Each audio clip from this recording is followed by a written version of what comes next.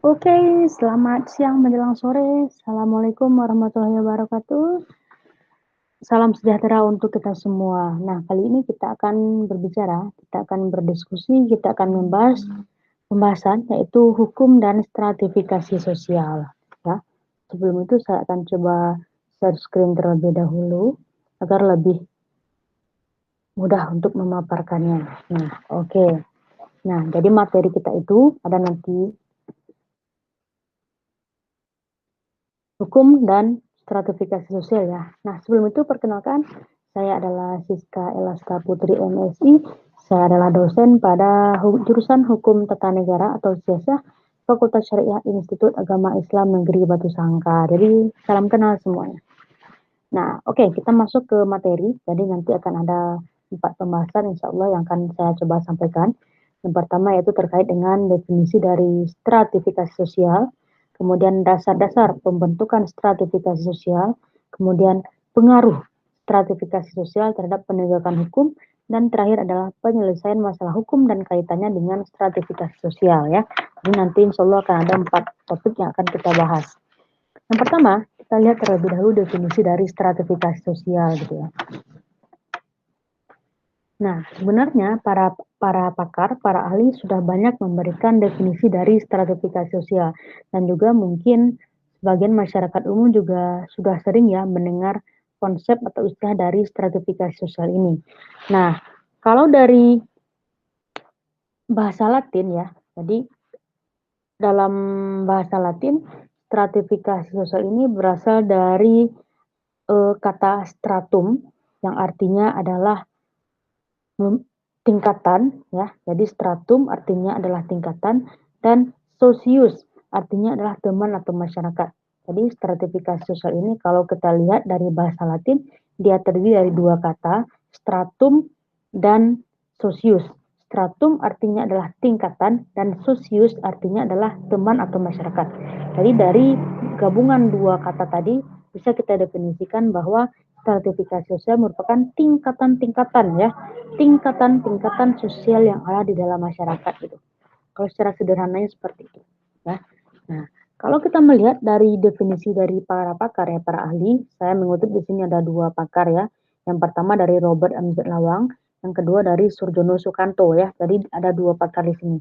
Kalau Robert M. Z. Lawang, dia memberikan definisi kalau stratifikasi sosial itu adalah penggolongan masyarakat ya.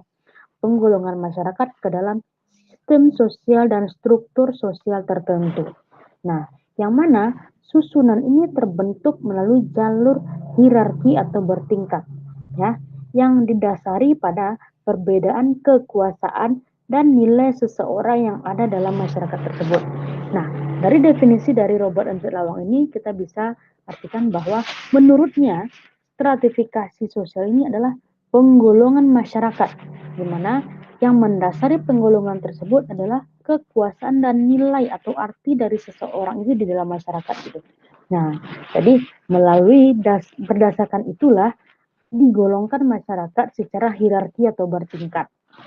Nah, lain hal yang disampaikan oleh si Surjono Sukanto yang mengemukakan ide bahwa stratifikasi sosial adalah perbedaan yang ada dalam masyarakat secara vertikal atau bertingkat. Nah, tadi perbedaan yang ada di dalam masyarakat secara vertikal atau bertingkat. Ya, perbedaan ini disebabkan karena banyak hal. Contoh misalnya dari latar belakang status dan peranan sosial yang ada di dalam masyarakat itu sendiri.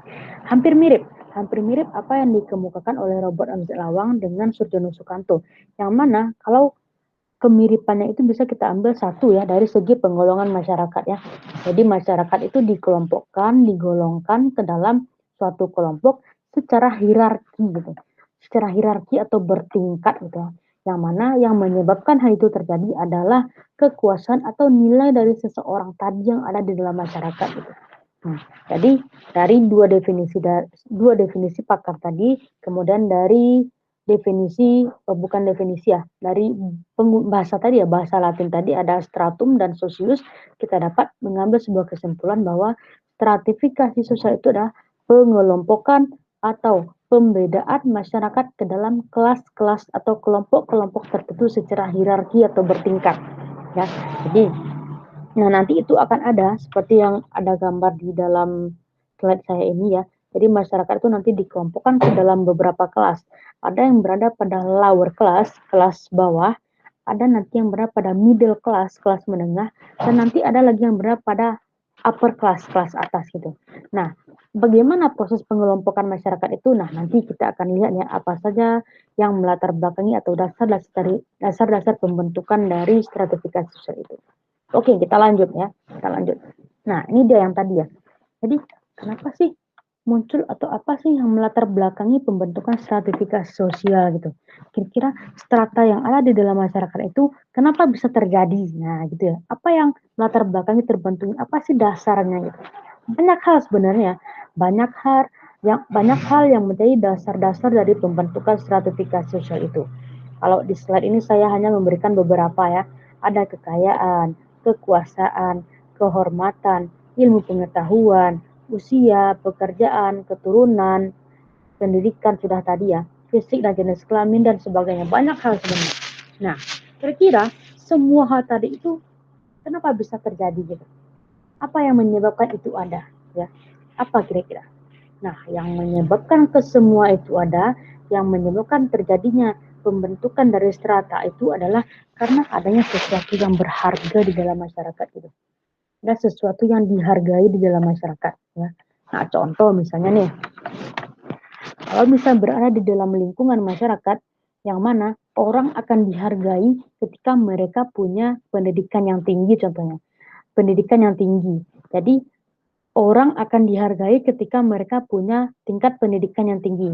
Otomatis, kalau seseorang itu dia misalnya tamatan sarjana, contohnya dia magister atau dia adalah dokter, maka mereka akan lebih dipandang, mereka akan lebih dihormati, mereka akan lebih dihargai daripada mereka yang hanya lulusan SMA atau mungkin yang tidak pernah bersekolah gitu. Nah, contoh lain misalnya, ketika kita berada di dalam lingkungan masyarakat yang mana orang akan dihargai ketika orang itu adalah orang kaya gitu ya, yang punya misalnya mobil mewah, rumah megah, harta berlimpah gitu ya.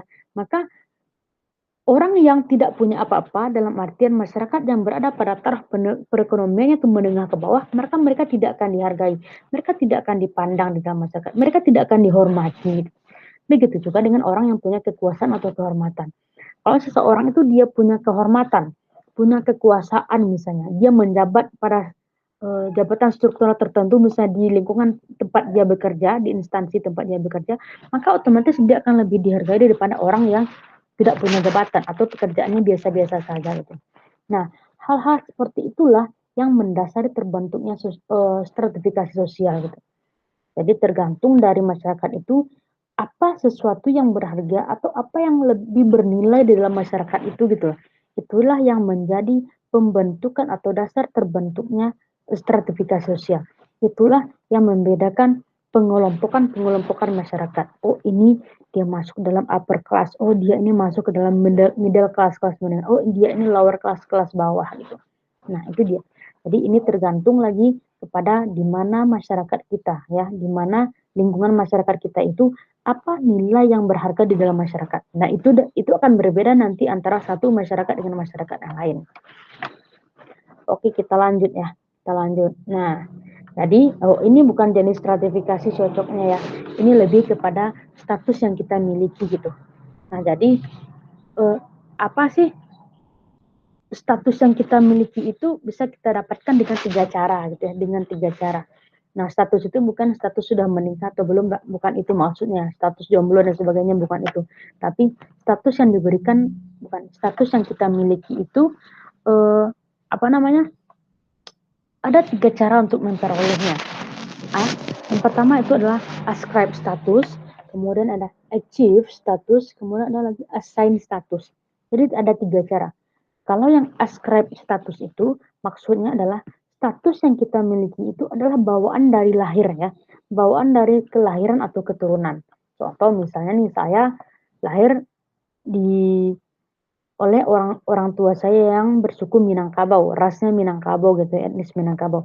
Maka otomatis ketika saya lahir, saya adalah orang yang bersuku Minangkabau. Nggak mungkin dong saya bersuku Batak atau suku Jawa gitu kan nggak mungkin. Jadi itu adalah status yang saya dapatkan ketika saya lahir ya, bawaan. Atau misalnya saya ini berjenis kelamin perempuan gitu ya. Karena dari lahir memang perempuan, jadi itu kan bawaan dari lahir. Atau contoh lagi misalnya sistem kekerabatan juga seperti itu ya. Atau kalau keturunan contoh misalnya, kalau seandainya keluarga saya itu dia berdarah biru semua, dalam darah biru dalam tanda kutip ya. Artinya maka ketika saya lahir saya juga akan berdarah biru, nggak mungkin saya berdarah merah. Itu dalam tanda kutipnya. Nah itu dia. Jadi kalau ascribe status itu, status kita itu adalah kita dapatkan bawaan dari kelahiran kita gitu. Bawaan dari kelahiran kita. Nah, kemudian achieve ya, achieve status. Ya, ini dia bahasa Inggris dengan achieve status. Nah, apa artinya? Kalau achieve ini, status itu kita dapatkan hasil dari kerja dan kerja keras kita dan usaha kita gitu. Contoh misalnya nih, saya sekarang berprofesi sebagai dosen, walaupun masih dosen baru ya sebagai dosen, itu adalah hasil dari kerja saya, kerja dan usaha saya. Maka pekerjaan yang saya dapatkan sebagai dosen itu adalah hasil dari kerja keras saya. Itu adalah status yang saya dapatkan karena saya berusaha dan bekerja gitu. Nah, jadi yang achieve itu adalah status yang kita dapatkan kalau kita memperolehnya dengan berusaha dan bekerja gitu. Jadi dia achieve status ya. Nah, jadi memang dari dalam diri kita mendapatkannya. Nah, yang ketiga adalah assign status. Nah, ini agak berbeda sedikit dari dua status tadi. Apa maksudnya? Kalau yang assign status ini, ya, status itu kita peroleh hasil dari pemberian dari orang lain gitu. Jadi orang lain memberikan status kita ya. Mungkin saja pemberiannya itu karena pertama dari jasa yang telah kita berikan. Contoh misalnya gelar kepahlawanan itu ya.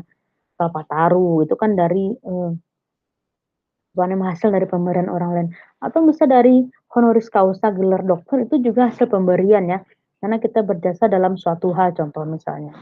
Nah, jadi dia ada 3 jenis status ya. Pertama adalah ascribe status, yang kedua achieve status, dan yang ketiga assign status. Ada 3 jenis status.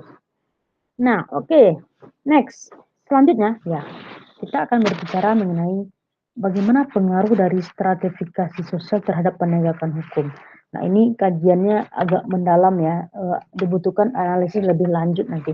Saya hanya akan menyinggung kulit-kulit luarnya saja ya, karena ini butuh nanti diskusi lebih lanjut. Nah, kalau hukum ya, kalau berbicara terkait dengan hukum dan stratifikasi sosial, sebenarnya ini problematika yang saat ini masih hangat gitu ya. Karena sering sekali digadang-gadangkan bahwa hukum itu dia runcing ke bawah dan tumpul ke atas. Nah, realitanya memang seperti itu ya. Seringlah kita mendengar contoh misalnya orang yang tidak punya apa-apa, si nenek pencuri singkong, pencuri sendal, kemudian dia dihukum, dipidanakan. Lain lagi misalnya ada koruptor yang korupsi sekian, misalnya dia bisa bebas berkeliaran kemana saja gitu kan. Nah memang realitanya seperti itu yang terjadi di negara kita gitu. Maka nanti bagi mahasiswa ibu yang memang tamatan dari sarjana hukum ini adalah PR bagi kita semua ya. PR bagi calon-calon hakim, PR bagi calon-calon pengacara, bagaimana nanti agar semuanya itu mendapatkan perlakuan hukum yang sama gitu. Nah, jadi azas equality before the law ya. Jadi azas-azas persamaan persamaan di depan hukum itu memang benar-benar dapat direalisasikan gitu ya. Jadi kalau seandainya melakukan kejahatan nih, mencuri misalnya, ya, orang yang punya kekayaan itu dia mencuri, jadi anggap saja dia berada pada upper class ya, di kelas atas. Dia mencuri nih. Nah, si lower class misalnya seorang yang memang pekerjaannya serabutan itu dia juga mencuri. Maka otomatis dari segi perkara pidananya nanti mereka mendapatkan hukuman yang sama gitu. Jangan nanti dibeda-bedakan. Jangan karena hanya si kaya ini dia punya banyak duit, dia bisa melakukan segala macam itu, maka hukumannya diringankan atau bahkan tidak dihukum sama sekali. Sedangkan si lower class tadi yang tidak punya apa-apa, dia dipidanakan gitu. Nah, jangan sampai nanti seperti itu. Tapi ya itu dia, itu PR bagi kita semua nanti bagaimana bagi mahasiswa ibu yang memang calon-calon hakim, calon-calon pengacara, calon-calon advokat itu memang ciptakanlah bagaimana hukum itu adil seadil-adilnya sesuai dengan amanat UUD 1945 kita ya. Jadi kita tuh sama semua di mata hukum. Nah, itu dia. Oke, kira-kira itu saja yang dapat saya sampaikan pada kesempatan kali ini. Jangan lupa subscribe, like, dan komen ya channel ini.